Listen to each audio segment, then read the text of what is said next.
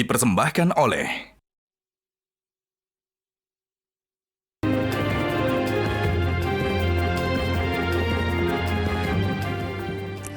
Pemirsa, dalam hitungan jam, debat Cawapres akan dilaksanakan. Untuk pertama kalinya, para calon wakil presiden Muhaimin Iskandar, Gibran Rakabuming Raka, dan Mahfud MD akan membuktikan kepiawaian mereka dalam menarasikan visi misi dan menjawab pertanyaan dari panelis maupun lawan debat. Ada yang sudah biasa tampil berdebat dari satu panggung ke panggung lain, ada pula yang memilih hanya berdebat di forum yang diselenggarakan KPU. Benarkah debat nanti akan menunjukkan perbedaan pengalaman yang jomplang atau justru akan ada kejutan yang membuat lawan kelimpungan? Inilah kontroversi selengkapnya. Cawapres debat, siapa hebat? Bersama saya, Zilvia Iskandar.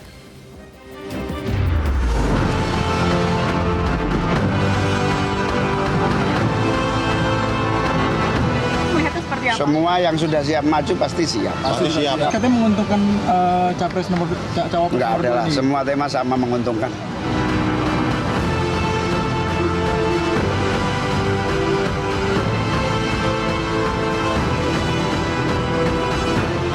Persiapan debat, Mas.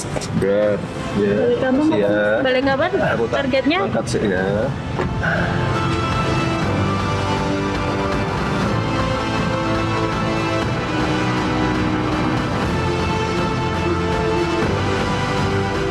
Pokoknya saya siap. Pertanyaannya spontan aja. Gua 100% siap.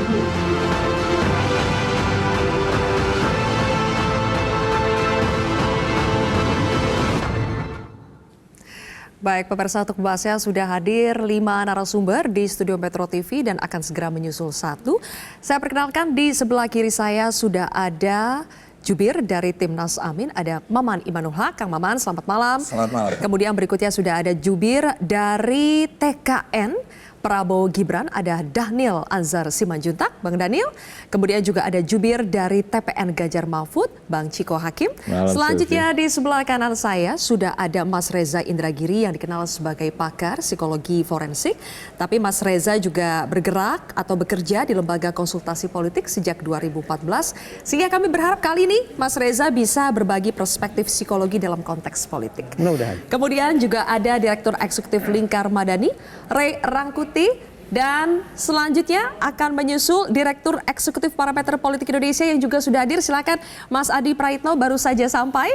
Selamat malam. Selamat malam semuanya. Oke, baik, semuanya sudah berkumpul. Sekarang kita akan mulai dulu. Mungkin Mas Adi sudah familiar karena minggu lalu juga sudah kita mainkan ini ya. Di masing-masing meja itu sudah ada papan foto. Silakan dilihat terlebih dahulu supaya tidak kaget. Jadi karena besok itu adalah debat Cawapres, mari kita ukur dulu bagaimana penilaian para narasumber kontroversi hari ini terhadap debat Cawapres besok. Kami sudah siapkan ada 4 indikator yang bisa dinilai oleh masing-masing narasumber. Silakan ditampilkan. Nanti saya akan tanyakan siapa cawapres yang paling unggul untuk 4 indikator ini. Ada indikator pertama adalah penguasaan substansi, kemudian kemampuan komunikasi, kemampuan mengelola emosi, dan ketajaman bertanya serta merespons pertanyaan. Silakan diangkat siapa cawapres yang terbaik kira-kira untuk penguasaan substansi. Silakan diangkat fotonya. Oh, sebentar. Kalau dari sebelah sini kayaknya sudah jelas ya. Sudah jelas ya. Karena Apa dua sih? Boleh satu atau boleh dua? satu. Oh, satu. Ini sudah jelas ya. Kang Maman pasti Muhaimin, Bang Dhanil pasti Gibran, Bang Ciko pasti Mahfud MD. Kayaknya dari pertanyaan 1 sampai 4 akan sama semua nih yang diangkat. Kalau di sini, oh, Muhaimin Iskandar menurut Mas Adi Praitno. Mas Reza Gibran. Oh, berimbang. Bang Ray Mahfud MD. Oke, saya tanya dulu dari Mas Adi. Kenapa Muhaimin yang diprediksi akan paling menguasai substansi? Ya, saya kira memang Muhaimin ini sudah melakukan pemanasan jelang debat Cawapres ya. Mengkritik tentang tol yang tidak bisa digunakan oleh tukang beca. Ini kan untuk mengkritik bahwa infrastruktur, pembangunan ekonomi selama ini kan memang tidak pernah nyentuh persoalan-persoalan substansi Ini rakyat. lagi menyindir atau betul-betul memuji nih? Betul-betul memuji dan Oke. menyindir. Termasuk misalnya mengkritik IKN, dananya besar tapi masyarakat sekitarnya misalnya tidak tersentuh dan seterusnya. Jadi bagi saya Muhaimin dalam konteks ini, karena saya membaca di perdebatan di media sosial dan Oke. di dunia digital secara umum, Oke. memang rasa-rasanya Muhaimin ini secara substansi nguasain betul, itu yang pertama. Yang kedua, apapun judulnya, Muhaimin ini orang dalam. Adalah koalisinya Pak Jokowi yang saya kira semua persoalan ekonomi, soal infrastruktur, tentang investasi, termasuk Undang-Undang Cipta Kerja, saya kira Muhaimin dalam konteks itu akan memahami secara spesifik ya. Oleh karena itu, sepertinya kalau saya memahami, Muhaimin akan unggul dalam konteks substansi kita. ya. Oke, Mas Reza, kenapa Gibran? Tidak ada satupun dari 3 cawapres ini yang secara formal punya latar belakang pendidikan ekonomi. Tetapi Gibran yang paling mendekati, karena setahu saya dia mengambil S1-nya di bidang marketing. Jadi saya bayangkan alur-alur berpikir ala ekonom dia sudah punya, melebihi daripada Mahfud dan Muhaimin. Yang kedua, sepanjang yang saya bisa simak di media massa, Gibran ini adalah pemilik bisnis yang luar biasa besarnya. Betapapun beberapa di antaranya ternyata gulung tikar, tapi investasi besar-besaran yang dia terima dalam waktu sedemikian cepat mengindikasikan bahwa tampaknya dia menguasai aspek ekonomi, pengembangan bisnis dan seterusnya. Dan yang ketiga, di belakang Gibran ini ada 2 tokoh superpower saat ini, yaitu Prabowo Subianto dan Joko Widodo. Artinya, hitung-hitungan di atas kertas, Gibran adalah orang yang paling punya akses luas terhadap data. Kita pantas berharap bahwa pada saat debat nanti, informasi atau perspektif yang data driven, yang betul-betul dikendalikan data, sepenuhnya datang dari Gibran. Bang Ciko sepakat ada akses data yang luar biasa karena di belakangnya ada Prabowo Subianto dan juga Joko Widodo, serta pengusaha, ada latar belakang pengusaha. Tapi pengusaha dalam mengelola ekonomi negara itu sama tidak sih? Saya rasa nggak sama, satu ya. Yang kedua tadi soal data yang dia punya akses lebih daripada yang lain. Permasalahannya adalah yang kita lihat dari Gibran ini, Gibran jarang sekali melontarkan kata-kata yang atau pernyataan-pernyataan yang substantif, ya kan? Dan dia juga sering menghindari debat-debat atau dialog-dialog publik dengan akademisi dan lain-lain. Kenapa kira-kira menghindar itu? Satu, kalau orang biasanya kalau menghindar karena ada kurangnya, ya itu umum aja, kurang segalanya ya, kurang mampu atau kurang waktu juga, tapi kita kan nggak tahu. Nah, justru pada debat ini ya kita akan lihatlah tadi, apakah dengan segitu banyak data yang dia punya akses itu, ini akan mubazir atau memang betul-betul akan menjadi manfaat buat dia. Oke, Bang Daniel, biasanya kalau orang menghindari debat itu karena kurang mampu. Gimana tuh, Bang Daniel? Gibran dianggap kurang mampu? Iya, tidak selalu begitu. Yang jelas Mas Gibran akan fokus pada gagasannya. Jadi bagi Mas Gibran ini kan kalau istilah saya itu ya Gibran banget temanya ini. Kenapa Gibran banget? Ya karena secara teknikal latar belakang Gibran punya kapasitas terkait itu. Baik secara teoritik maupun implementasi. Jadi yang jelas Gibran wali kota, dia paham betul bagaimana pajak idealnya dikelola. Dia wali kota paham bagaimana bekerja investasi, infrastruktur dan sebagainya. Itu yang pertama. Yang kedua, Mas Gibran datang ke arena debat dengan niat baik. Dengan niat baik untuk menyampaikan ide dan gagasan tanpa perlu menegasikan yang lain. Itu yang penting. Emang dua lawannya kira-kira datang tidak dengan niat baik? Ya nggak tahu. Yang jelas semuanya baik-baik dengan niat baik. Nah ini deklarasi tentu. Deklarasi niat baik supaya Mas Gibran sejak awal kami tempatkan beliau tidak melakukan negasi yang berlebihan terhadap yang lain. Negasi yang berlebihan. Nah, yang kemudian yang ketiga, apakah kalau begitu berarti Gibran akan bermain dulu aman? Yang keempat yang perlu dipahami adalah Mas Gibran datang dengan misalnya belakangan ini beberapa bulan ini cibiran, ejekan, merendahkan Mas Gibran itu hadir masif sekali.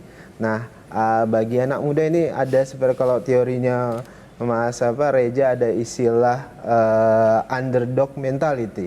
Anak muda itu kalau diremehkan, kemudian direndahkan, ada dorongan yang kuat untuk membuktikan bahwasannya kita bisa buktikan kita mampu dan bisa mendorong di luar ekspektasi banyak orang. Jadi ini yang berarti sudah menjanjikan ya, akan penuh kejutan ya. Yang jelas ada kejutan dan pasti Mas Gibran akan mampu menghadapi semuanya. Kita nantikan ya itu. Sebelum kita lanjutkan kembali, ayo kita nilai lagi indikator yang kedua, Bapak-bapak sekalian. Nanti kan masih ada indikator yang lain ya. Sabar Bang Rey, tidak semuanya indikator ini bisa kita tanyakan ke semua narasumber. Yang kedua, kemampuan komunikasi. Siapa cawapres yang lebih unggul? Silakan diangkat fotonya. Ini mah pasti sudah sama lah ya. Oke, Mahfud MD, Muhaimin. Oke, menarik. Saya mau tanya ke siapa dulu? Oke, Bang Rey dulu deh. ditanya nih. Nanti dong. Bang Rey, kenapa itu? Saya sebetulnya pengen yang pertama tadi, Bu. Ayo Bang Rey, kenapa Muhaimin? Kelebihan Muhaimin itu adalah mencoba mengartikulasi apa yang menjadi rumit dalam pandangan orang. Saya kira Pak Mahfud akan bicara dengan gayanya, yang memang seorang profesor, dia juga birokrat di banyak tempat gitu. Itu akan sangat sulit mengubahnya dalam satu forum satu malam itu. Caimin dari dulu ya memang gaya bicaranya begitu, memudahkan apa yang sulit dipahami orang dengan Lebih bahasa. membumi. Lebih membumi gitu. Kalau konteksnya komunikasi itu yang paling penting. Bagaimana mengkomunikasikan ide berat menjadi ringan, karena sebagian besar para pemirsa kita itu adalah dalam level itu gitu. Dalam konteks itulah saya mengatakan dalam konteks komunikasi ini kemampuan Caimin mungkin lebih unggul dibandingkan yang lain. Oke. Ini kemampuan komunikasi ya. Kemampuan komunikasi. Belum tentu substansinya. Iya. Itu dua hal yang berbeda. Iya, oke, beda. Kalau tadi Mas Adi yang menjawab Muhaimin untuk indikator substansi, sementara Bang Rey itu Mahfud MD untuk indikator substansi. Ya. Pada saat komunikasi ini kebalik. Justru Mas Adi sekarang Mahfud MD. Kenapa Mas Adi? Ya, Pak Mahfud ini kan pengalamannya luar biasa. Eksekutif pernah, kemudian yudikatif pernah, kemudian di legislatif juga pernah. Sangat terbiasa menghadapi elit-elit negara ini, termasuk juga waktu Pak Mahfud menjadi aktivis dan menjadi pelopor dari gerakan civil society. Bahkan belakangan ini ketika menghadapi sejumlah kritik-kritik keras dalam RDP misalnya dengan teman-teman DPR, saya kira Pak Mahfud MD tidak pernah menunjukkan satu model komunikasi yang misalnya dia reaktif, kemudian dia emosional dan seterusnya. Jadi dalam konteks pengelolaan soal bagaimana stamina publiknya berkomunikasi dengan publik, saya kira Pak Mahfud cukup matang. Oke. Jadi sekalipun Pak Mahfud ini adalah seorang birokrat dan profesor, dalam banyak hal memang tidak pernah terpancing untuk menyampaikan hal-hal yang memang di luar batas-batas kemampuan dia seorang profesor. Tentu Pak Mahfud sekalipun sering dibully, sekalipun diserang secara terbuka, tapi kan responnya datar-datar saja. Seperti orang Madura kebanyakan, antara bahagia dan duka, Baik. itu tak pernah kelihatan yang sesungguhnya. Oke, baik. Kang Maman, waktu itu Mahfud MD pernah ditanya ya, lawan terberatnya siapa? Dan di situ disebut Gus Imin. Gus Imin juga menganggap Mahfud MD sebagai lawan terberat, tidak sih? Iya, dalam pembicaraan kami di Timnas, memang kita melihat bahwa pertarungan besok di debat Cawapres itu, kita menganggap bahwa dengan Pak Mahfud lah kita akan berhadapan baik secara substansional atau secara komunikasi. Kenapa tidak dengan Gibran? Kita melihat Mas Gibran dengan pengalaman baru 2 tahun jadi wali kota dan hanya mengelola 6 kecamatan atau kota kalau nggak salah. Nah, ini tentu tidak bisa dibandingkan dengan pengalaman 2 tokoh ini. Misalnya Mas Muhaimin berangkat dari Ketua Umum PMI, Gerakan Mahasiswa, lalu juga beliau mimpin PKB yang besar, 2 kali jadi pimpinan DPR bidang Kesra yang mengurus soal ekonomi makro dan bahkan mikro, dan secara teknis beliau adalah Menteri Tenaga Kerja.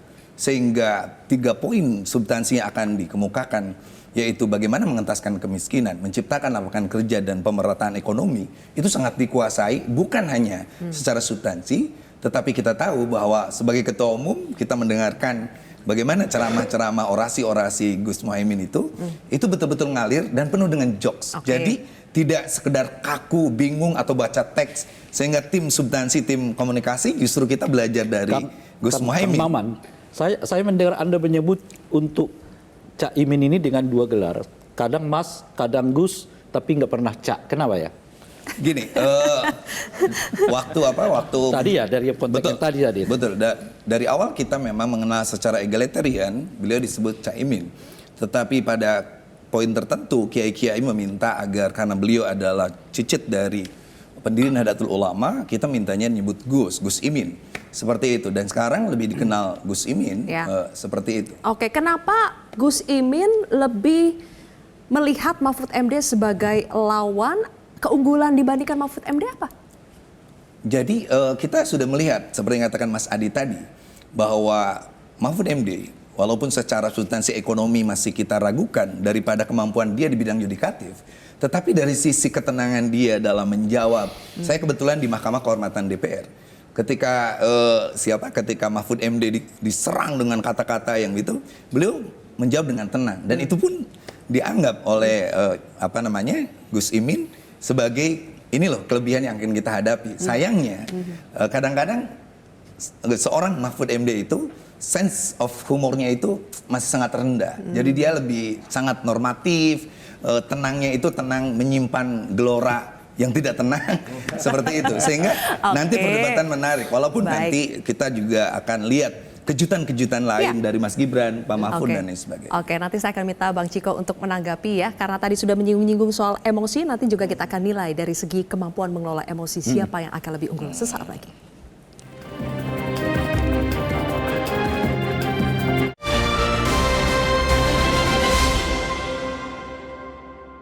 Dipersembahkan oleh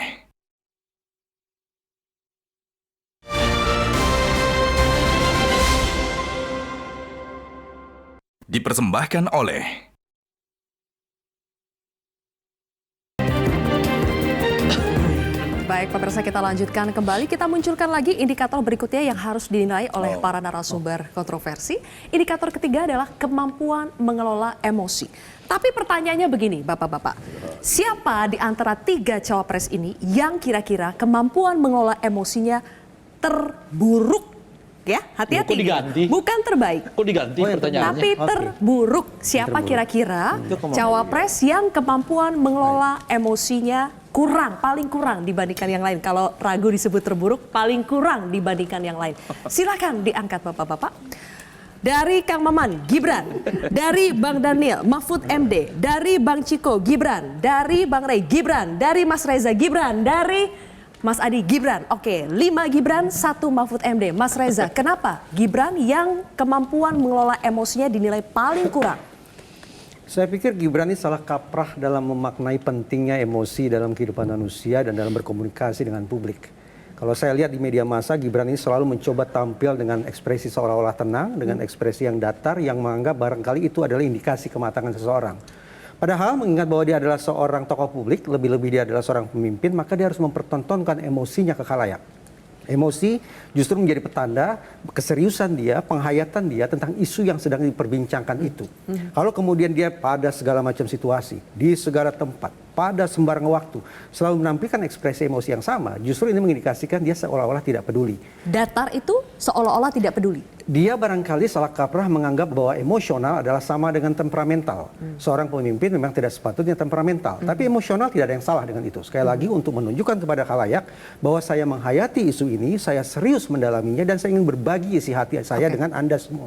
Itu yang tidak tampak. Bagaimana dengan kejadian pada saat debat Capres? Coba kita tunjukkan bagaimana aksi dari Gibran yang semangat sepertinya, kemudian berdiri lalu meminta para pendukungnya untuk lebih antusias lagi, lebih bertepuk tangan lagi untuk Prabowo. Coba kita munculkan kembali bagaimana aksi Gibran pada saat debat Capres kemarin yang juga menuai sorotan. Mas Reza, apa yang Anda baca? Kalau biasanya Gibran kan Mas Reza tadi sebut datar, flat begitu ya. Tapi apa yang terjadi pada saat debat Capres kemarin? Saya pikir dalam psikologi ini istilahnya adalah kompensatoris. Hidup adalah perjuangan kompensatoris. Artinya saya membayangkan Gibran saat itu berada dalam kecemasan yang luar biasa. Tetapi cara dia mengkompensasikannya adalah dengan menampilkan perilaku ekspresif luar biasa. Jadi dari satu kutub ekstrim beralih ke kutub lainnya. Sayang beribu sayang, cara dia mengekspresikan seolah-olah kepercayaan diri atau semangat yang luar biasa itu justru mengindikasikan dia dengan perilaku yang niretik. Karena saya yakin dia tahu persis tentang tindak tanduk yang diharapkan ditampilkan oleh para cawapres, apalagi di forum debat semacam itu. Mungkin nggak itu ketelepasan, kayak kecolongan. Tadi saya sesungguhnya katakan, itulah Gibran yang sesungguhnya. Tadi saya katakan, justru perilaku yang superior tanda petik. Jadi kan mencoba menunjukkan superioritas itu secara ekstrim. Psikologi yakin ada inferioritas yang ekstrim. Kepercayaan diri yang seolah-olah menyala-nyala justru mengindikasikan kerendah dirian yang menyala. Kecemasan yang luar biasa. Saya setuju Mas Reja ya, karena saya ada di belakang beliau ya, sebelah kiri gini nih. Jadi saya sebelah ini. Jadi ketika itu Mas Anies bertanya soal produk Mahkamah Konstitusi, lalu dijawab. Ketika pertanyaan Mas Anies itu kelihatan dia, saya sampai memoto kreket ininya. Uratnya itu dijawab oleh Pak Prabowo. Urat lehernya. Dijawab oleh Pak Prabowo yang itu dalam tanda kutip merasa terwakili dan dia langsung semangat gini-gini. Dan saya kamera di belakang itu betul seperti yang Mas Reja bilang, di saat dia merasa tercekam dengan pertanyaannya Mas Anies, terjawab oleh beliau, Pak Prabowo, jubir Prabowo. Ini pertanyaan yang makanya pertanyaan langsung yang gitu. MK ya? Padahal, Iya, padahal iya, sebetulnya nggak boleh Amin mengomentari itu.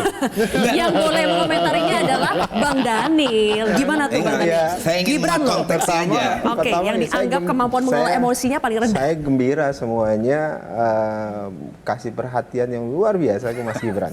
Itu buktikan bahwasannya Mas Gibran itu luar biasa. Kekuatannya luar biasa.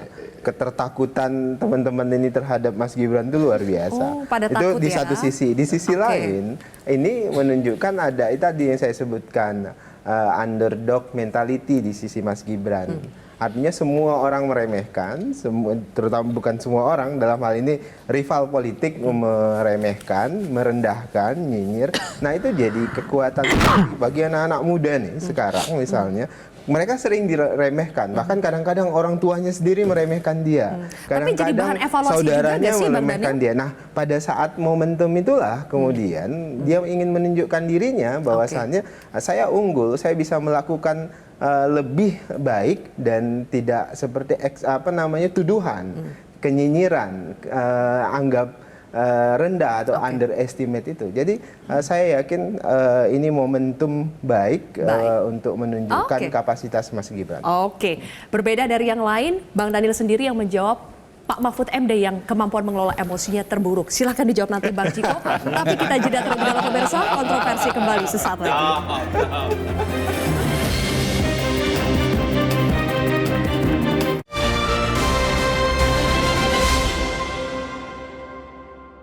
Dipersembahkan oleh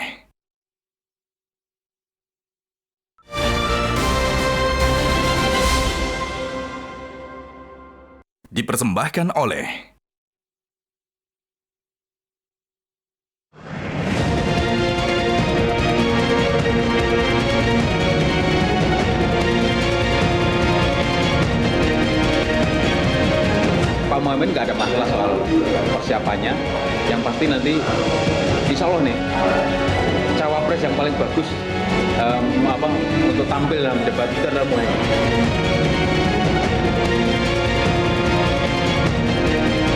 Mas Gibran cukup menguasai banyak masalah, problem yang dihadapi oleh masyarakat. Saya memperkirakan nanti tanggal 22 Desember, debat wakil presiden akan penuh kejutan. Pak Mahfud ini kan sudah sangat kuat dan sangat ready. Jangankan ada persiapan, tanpa persiapan pun dia sangat siap. Anytime kalau dia. Dan saya melihat dari ketiga calon, kok saya yakini Pak Mahfud paling siap.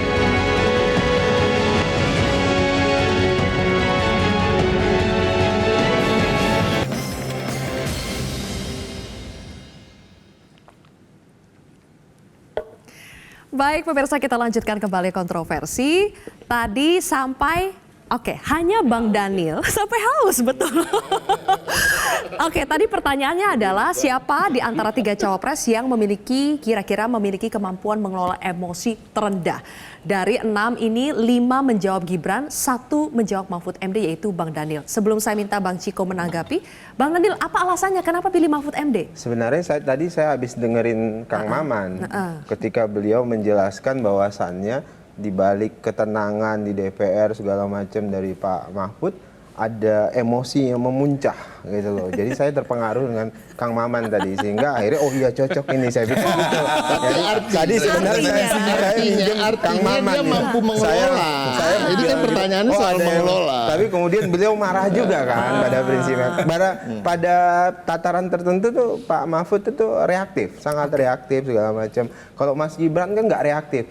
Kalau diejek jangan dibalas. Kalau di ini jangan dibalas. Kalau Pak Mahfud langsung reaktif gitu. Oh, reaktif katanya Bang Ciko, saya Pak nggak Mahfud. setuju lah. Kita melihat ini kan era digital, era medsos ya. Beberapa cuplikan sejak Pak Jokowi pertama kali dilantik. Ada Gibran marah pada wartawan ya kan. Kamu kan yang kemarin nulis soal apa gitu kalau nggak salah.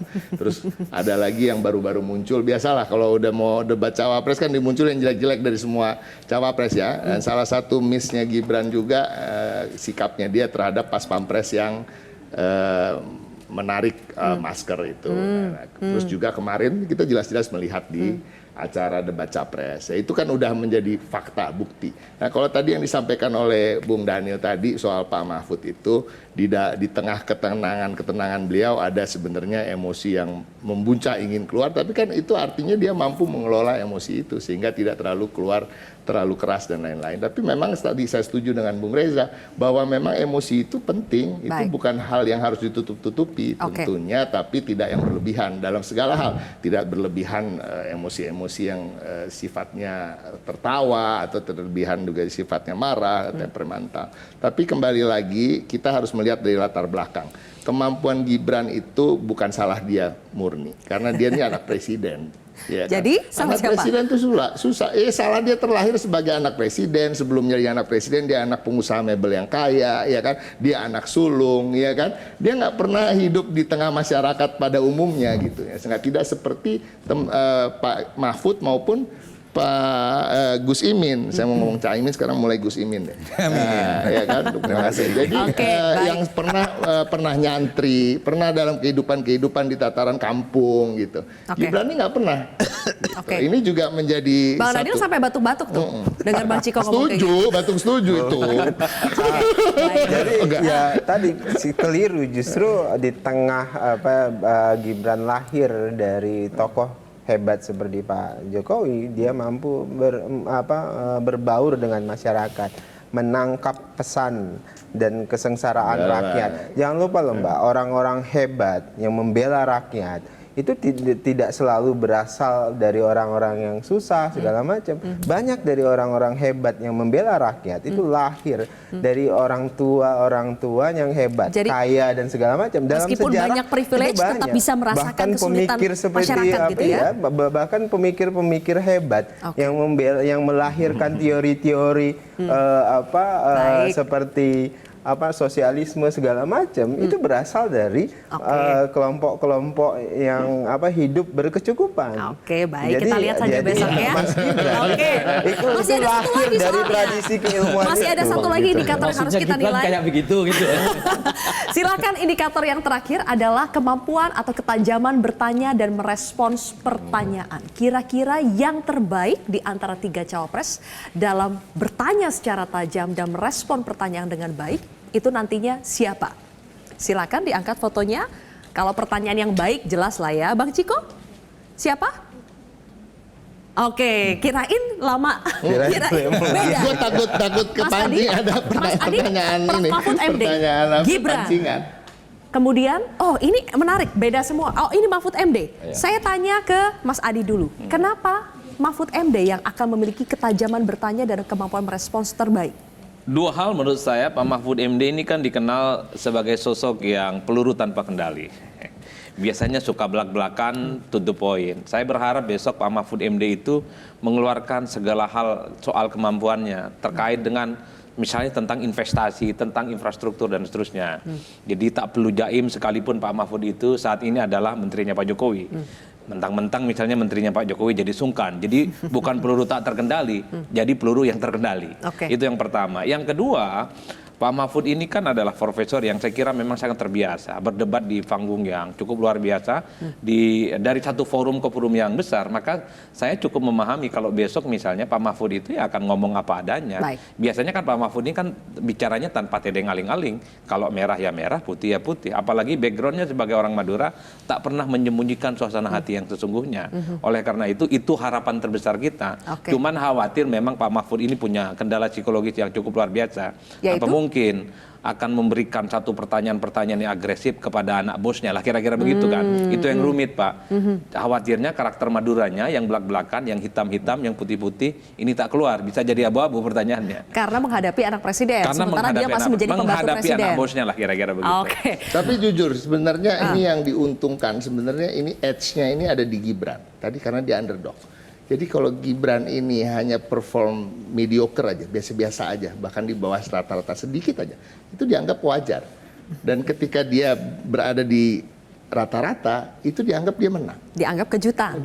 Sementara kalau yang dua ini Muhaimin dengan buat kita berdua, Bos. Mahfud MD jadi lebih tertekan, lebih punya beban begitu ya. Oke, Bang Rey, saya tanya dulu ke Anda. Di antara 3 cawapres ini yang kira-kira karakternya akan menjadi pemain penyerang yang mana, kemudian pemain bertahan yang mana, atau mungkinkah ada juga pemain yang cari aman di antara 3 ini? Kan kalau kita belajar dari debat pertama kali itu, bertanya itu penting sekali untuk menghasilkan efek, menurut saya pada tingkat tentu popularitas, dan itu tentu berefek kepada elektabilitas. Oleh karena itu, saya kira mereka udah mempersiapkan pertanyaan agar memang pertanyaan itu langsung menohok gitu ya. Nah yang kedua, kadang kemampuan jawaban juga dijawab dengan pertanyaan juga gitu. Nah kemampuan menjawab dengan pertanyaan itu nilai plus juga. Nah oleh karena itu menurut saya siapa yang paling mampu mengeluarkan pertanyaan itu punya potensi akan mendapatkan nilai plus dibandingkan mereka punya kemampuan untuk bertahan. Bertahan tidak elok dalam kondisi kayak kemarin. Kita belajar dari dari debat pertama itu, Pak Prabowo yang posisinya bertahan itu sampai sekarang mendapat efek yang cukup menurut saya tidak positif bagi dirinya gitu ya. Karena dan itu sesuatu yang nggak terhindarkan, dan saya kira juga besok hal yang sama akan terjadi pada Gibran karena memang posisi dia harus posisi bertahan. Udah jelas di 1 dan 2 akan mempertanyakan ini, mempertanyakan itu, yang seolah-olah mereka bukan bagian dari apa yang disebut dengan koalisi pemerintah sekarang ini gitu, untuk kemudian harus direspon oleh Gibran. Jadi kemungkinan 01, 03 menyerang 02 nih? 01, 02 juga punya kesempatan untuk menyerang, tapi kan Dhanil juga udah mengatakan mereka tidak akan melakukan itu, akan playing dan nice. mereka akan melakukan dengan dengan bertahan. Dan kalau kita belajar dari debat pertama, bertahan itu negatif. Mas Reza beda sendiri. Gibran yang dianggap mampu memberikan pertanyaan tajam dan merespon dengan baik. Kenapa? Gibran tidak punya pilihan kecuali bermain sebagai fighter bukan sebagai boxer. Dia harus tampil sebagai penyerang bukan bertahan. Kenapa? Meyakinkan netizen sangat penting. Membuat panelis terpesona sangat penting. Membuat terpukau audiens di gedung KPU juga sangat penting. Tetapi menurut saya efek intimidatif terbesar yang akan dialami oleh Gibran adalah datang dari Prabowo Subianto dan para pendukung Prabowo Subianto. Kenapa? Jangan sampai performa Gibran di acara debat Cawapres nanti justru akan menurunkan rating Prabowo Subianto. Di samping itu Gibran juga punya 2 misi utama.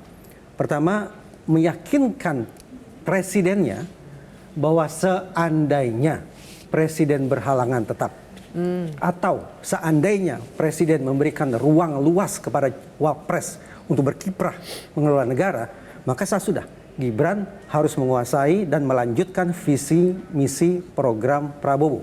Dan pada saat yang sama Gibran harus bisa membuktikan bahwa dia tidak akan menggunting dalam lipatan. Kalau Bang Ciko punya analisis sendiri bahwa saya begini, ini antara bertanya dan merespon pertanyaan itu hal yang berbeda. Karena biasanya yang bertanya itu sudah disiapkan. Ya, apa pertanyaannya dan sebagainya. Bahkan pada tingkat tertentu mungkin mereka akan bacakan pertanyaan itu. Itu pernah terjadi di tahun 2019 yang lalu di mana Pak Jokowi seingat saya membacakan pertanyaan. Bisa disiapkan. Bisa disiapkan. Sebetulnya nilainya itu nanti pada merespon pertanyaan itu.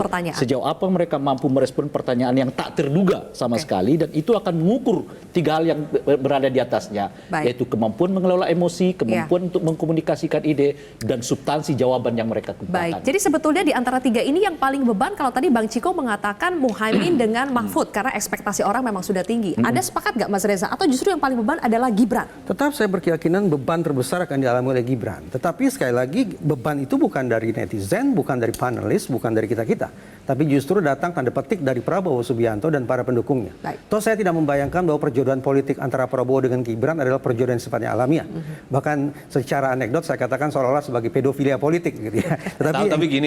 Tapi saya lanjutkan sedikit. Tapi yang ingin saya katakan adalah apa boleh buat. Karena mereka sudah berjodoh, maka sekali lagi Gibran harus membuktikan, meyakinkan Prabowo bahwa dia akan melanjutkan visi, misi, dan program plus tidak menggunting dalam lipatan. Apa istilahnya? Pedofilia politik. Karena saya anggap Prabowo Subianto adalah sosok yang sudah sangat matang dan dewasa berpolitik. Sementara tanpa ada putusan MK, saya pandang dia sebagai anak bau kencur. Jangan terlalu dini untuk masuk ke rimba politik. Sudah ketika terjadi perjodohan antara orang yang sudah dewasa dengan bocah, menurut saya ini anekdot ya, pedofilia politik. Gimana tuh, Bang Daniel? Tadi sampai keluar istilah pedofilia politik. Hinaan, ejekan, itu kan rajin diproduksi oleh pengamat-pengamat yang underestimate seperti Mas Reza. Jadi publik sebenarnya melihat itu tidak terlalu suka. Kenapa? Karena orang Indonesia ini budayanya itu budaya Jawa, Mbak. Menghormati siapapun yang punya kesempatan. Dan Pak Prabowo ini kekuatan yang selama ini saya pahami adalah kapasitas beliau membentuk teamwork. Pak Prabowo itu tahu betul mana orang yang punya potensi dan mana yang tidak. Jadi beliau selalu merekrut orang-orang terbaik di sekitar lingkarnya. Dan kami yakin pilihan Pak Prabowo terhadap Mas Gibran ini adalah pilihan yang benar dan pilihan yang tepat. Baik, oke.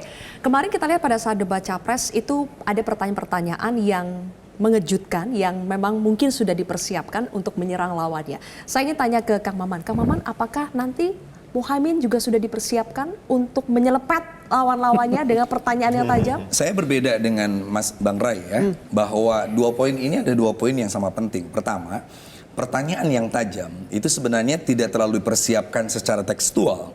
Makanya di tim kami, Anies punya desak Anies, lalu Muhaimin punya, Gus Imin punya yang namanya selepet Gus Muhaimin.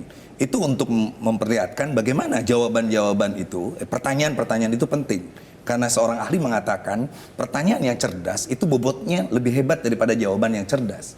Nah yang kedua, karena 2 program itulah saya keliling misalnya dengan Mas Anies, lalu keliling juga dengan Gus Imin. Di sanalah ada pertanyaan-pertanyaan kritis dari teman-teman mahasiswa, dari santri-santri, dari pemuda masjid dan sebagainya. Itu dijawab dengan santai. Artinya kita udah menyiapkan debat ini tidak seketika ketika ada debat, tapi memang di samping pengalaman yang lama, keduanya aktivis kampus, keduanya pernah di pemerintahan, lalu ketika sudah berjodoh menjadi jodoh yang betul-betul ditakdirkan Allah, perjodohan yang betul-betul sangat-sangat mulia, bukan istilah beliau tadi. Nah itu justru menguatkan kami bahwa debat ini akan menjadi panggungnya Gus Imin. Inilah cara bagaimana bertanya yang menunjukkan karakter genuine. Tidak dibuatkan oleh tim, tetapi betul-betul genuine dari pikiran-pikiran Gus Imin selama ini. Lalu jawabannya pun kita sudah memperkirakan nih. Secara normatif Pak Mahfud akan ngomong ini. Pasti menyerempet hukumnya, ada selalu nafas hukum. Seperti itu. Seperti kita akan lihat bahwa Mas Gibran misalnya, itu akan mengunggulkan bagaimana industri kreatif yang dilakukan. Itu jawabannya udah dipersiapkan. Itu langsung dari Gus Imin. Kita tanya tapi tadi. apa mungkin Gus Imin besok akan agresif menyerang Gibran? Jadi tidak ada istilah menyerang. Nggak apa-apa, nggak perlu ditutup-tutupi. Serang-serang aja. Ini debat Pak, bukan majlis taklim ya. Saya berharap pernyataan Gus Imin di berbagai tempat bahwa tukang becak nggak bisa naik tol misalnya. Itu sudah menjadi karakternya Gus Imin. Jadi tidak perlu disuruh nyerang. Bagaimana pertanyaan nanti itu lebih kepada hal yang substansional, tajam, kritis, dan kira-kira membuat jawabannya agar kesulitan. Saya khawatirnya karena ini menghadapi anak presiden yang juga bosnya Gus Muhaimin, jadi serba takut gitu loh Pak untuk menyampaikan pertanyaan-pertanyaan agresif. Karena apapun saat ini Gus Muhaimin dengan PKB masih menjadi bagian dari koalisinya Pak Jokowi. Jadi khawatir ada psikologis. Saya rasa dari tadi ya Mas Adi agak salah melihat posisi Pak Mahfud dengan Gus Muhaimin. Kita memang ada di koalisi. Tetapi lihat bagaimana misalnya kami di partai, di DPR itu kritis terhadap beberapa program yang dianggap kami, misalnya soal validasi data, soalnya tidak sinkronnya komunikasi antar kementerian. Itu semua menjadi hal yang kita sampaikan. Boleh saya berkomentar sedikit? Boleh. Tadi di poin pertama saya katakan bahwa dari sisi penguasaan substansi, justru saya sangat optimis Gibran sangat menguasai. Justru ini ramalan, bukan penilaian. Ramalan saya besok, Gibran akan percaya diri menunjukkan diri dia dalam bertanya, dalam respon pertanyaan semata-mata berbasis pada data. Dia akan menunjukkan atau paling tidak meyakinkan saya bahwa adalah seorang pemimpin yang ideal ketika dia bisa memberikan perspektif yang kaya dengan kajian-kajian berbasis data semacam itu. Oke, baik. Dari tadi kita memperdebatkan siapa yang akan menyerang, siapa yang akan bertahan. Apakah benar 01, 03 ini akan menyerang 02? Atau justru karena yang 02, 03 ini keberlanjutan, justru akan menyerang 01 yang perubahan? Nanti kita akan bahas usai jeda pemirsa sesaat lagi.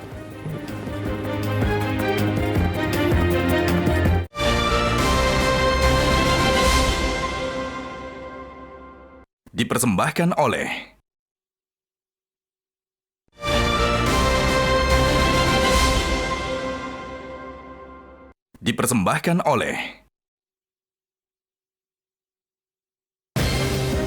Belakangan kita melihat lagi seperti ada perubahan strategi di kubu 03 yang kembali mengasosiasikan diri sebagai penerus Jokowi. Apakah itu artinya nanti ada dua keberlanjutan yang akan melawan satu perubahan, Bang Ciko?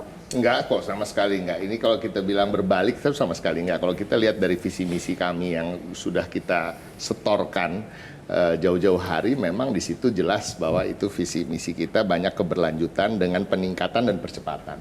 Jadi tidak ada perubahan di situ, dan tidak ada perubahan bahwa PDI Perjuangan tetap berada di pemerintahan ini. PDI Perjuangan juga punya latar belakang mencalonkan Presiden Jokowi bahkan sejak wali kota, gubernur, dan 2 kali presiden. Yang justru kita mau pertanyakan adalah Pak Prabowo yang 2 kali melawan Pak Jokowi, dan juga Pak Daniel Ansar yang berkampanye untuk menghajar Pak Jokowi selama 2 kali, dan sekarang berada di situ. Tapi itu besides the point lah. Besok pada debat cawapres ini kita akan menampilkan apa yang diinginkan oleh rakyat. Karena sebenarnya kalau mau jujur, debat cawapres maupun debat capres bukan ajang jago-jagoan dari para capres maupun cawapres, tapi lebih dari ajang untuk masyarakat bisa melihat dan memilih dengan jernih siapa yang mereka rasa bisa memberikan gagasan, visi misi, dan perubahan atau keberlanjutan atau peningkatan dan percepatan yang lebih baik untuk Indonesia. Itu ajang untuk masyarakat bisa melihat dengan benar, itu lebih itu daripada ajang beauty contestnya mereka. Tapi ada yang menilai debat cawapres itu pepesan kosong. Coba kita simak dulu cuitan dari salah satu kader Demokrat, Andi Arief, bagian juga dari TKN Prabowo Gibran, yang mengatakan bahwa menurut Undang-Undang Dasar, Wapres itu ban serep, tidak punya tanda tangan kebijakan. Kalau Presiden menugaskan kewenangan itu bagian kewenangan Presiden, debat cawapres itu pepesan kosong. Kenapa bagian dari TKN Prabowo Gibran ngomong seperti ini, Bang Daniel? Secara konstitusional memang cawapres adalah ban serep. Itu faktanya ya. Nah, cuman secara implementasi Presiden bisa memanfaatkan cawapres secara maksimal untuk menunjukkan bahwasannya ketika pada saat waktu tertentu cawapres itu punya kompetensi yang tepat. Jadi ini tergantung dari model kepemimpinan yang dikembangkan oleh Presiden. Jadi kalau dalam konteks Pak Prabowo menganggap ini komplement, saling melengkapi. Pak Prabowo mewakili lintas generasi yang memahami dari generasi ke generasi, kemudian Mas Gibran merepresentasikan generasi baru dalam politik Indonesia, dan kita butuh generasi-generasi baru seperti Mas Gibran. Oke, baik. Mas Adi, benar gak sih debat cawapres itu hanya pepesan kosong, tidak ada manfaatnya buat elektoral kah? Bagi saya tidak ya, karena bagi saya pilpres itu kan bukan soal menang-menangan, capres dan cawapres itu bukan hanya sebatas ornamen dalam demokrasi. Kalau kita mengacu pada undang-undang memang iya ya, seakan-akan cawapres itu hanya sebatas pelengkap penderita. Tapi satu hal, kalau kita melihat misalnya Pak JK, sekalipun dalam undang-undang dianggap tidak terlampau penting posisi cawapres, kecuali presidennya adalah berhalangan tetap, tapi kan Pak JK 2 kali jadi wapres cukup luar biasa. Performa politiknya bahkan bisa melampaui capres, bahkan presiden yang terpilih. Dulu Pak JK dianggap sebagai matahari kembar kan, sebagai perimbangan dari SBY yang dinilai selalu ragu-ragu dalam memutuskan kebijakan politik. Undang-undang satu hal, tapi kualitas seorang calon wakil presiden itu adalah suatu hal yang tidak bisa dibantah, Zilvia. Nah, saya khawatir cuitan yang disampaikan oleh Bang Andi Arief ini hanya sebatas ingin menutupi kekurangan cawapresnya yang diusung. Udahlah, kalaupun toh kalah dalam debat nggak perlu dibully, itu nggak ada gunanya. Saya khawatir itu ya, dan nggak penting-penting amat untuk diikuti. Ini semacam denial kepada publik bahwa apapun yang terjadi pada skor perdebatan pada level cawapres ini nggak ada gunanya, nggak penting-penting amat. Yang penting itu adalah Prabowo, Anies adalah Pak Ganjar Pranowo. Ini seakan-akan ingin memproteksi gitu loh Pak, bahwa cawapresnya nanti akan kalah dalam sebagai perdebatan excuse itu. gitu ya. Iya. Oke, baik. Mas Reza, dalam beberapa kesempatan kita sudah melihat ada momen-momen atau insiden di mana para cawapres ini membuat katakanlah blunder. Ada yang salah ngomong lah, kemudian salah diartikan, misalnya ada beca tidak masuk ke dalam tol, kemudian Gibran dengan asam sulfatnya, Mahfud MD juga sedang menjadi sorotan karena bilang salah satu pemicu korupsi adalah karena istri. Apakah blunder-blunder seperti ini sangat mungkin terjadi pada saat debat cawapres nanti? Dan itu tergantung pada apa? Sangat mungkin terjadi karena saya bayangkan tekanan psikologisnya akan sangat tinggi. Perkiraan saya, inilah kali pertama di Indonesia animo publik untuk menyaksikan debat cawapres boleh jadi lebih tinggi daripada animo untuk menyaksikan debat capres. Itu satu hal. Yang kedua, saya perlu memberikan atau berterus terang sedikit tentang sentimen pribadi saya, bahwa tahun 2014 dan 2019 saya ini memberikan dukungan kepada Prabowo Subianto. Ya, ini saya katakan, kenapa saya memilih Prabowo Subianto? Karena menurut saya dia memiliki kepemimpinan yang kuat, plus dia memiliki keinginan untuk power sharing, berbagi kekuasaan, berbagi kewenangan. Alhasil, kembali lagi ke poin yang tadi sempat saya katakan. Kalau Gibran besok berhasil mempertontonkan diri dia sebagai orang dengan perspektif yang kaya dan data driven betul, maka saya akan teryakinkan bahwa keinginan Prabowo Subianto untuk power sharing akan bisa terrealisasi.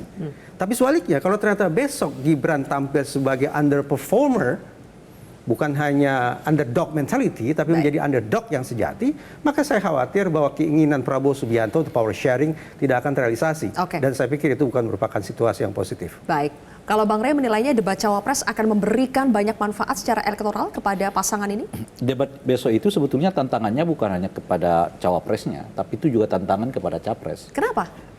Karena debat besok itu akan sangat menentukan juga untuk menaikkan elektabilitas para capresnya. Oleh karena itu harus hati-hati, harus dipikirkan bagaimana performa capres yang sebelumnya debat dengan debat cawapres ini. Misalnya begini, di debat pertama orang melihat tim Anies itu menyerang. Lalu di debat kedua capresnya justru bertahan. Ini dua hal yang berbeda. Orang akan terbelah pikirannya, loh kemarin menyerang sekarang bertahan, ada apa?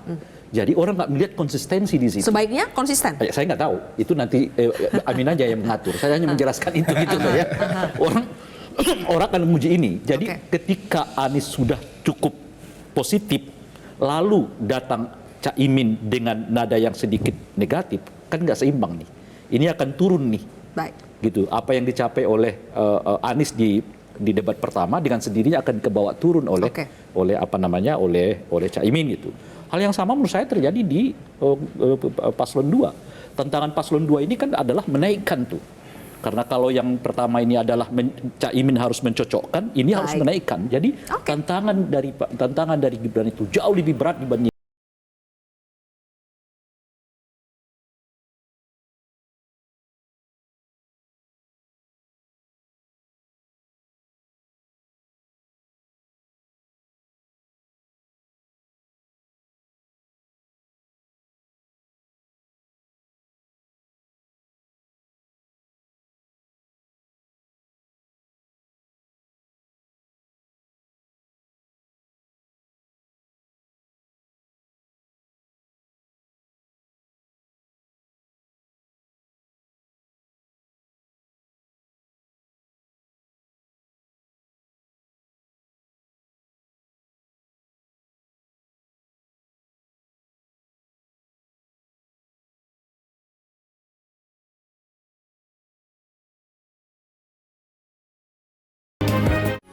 Metro TV. Jelajahi cara baru mendapatkan informasi. Download Metro TV Extend sekarang.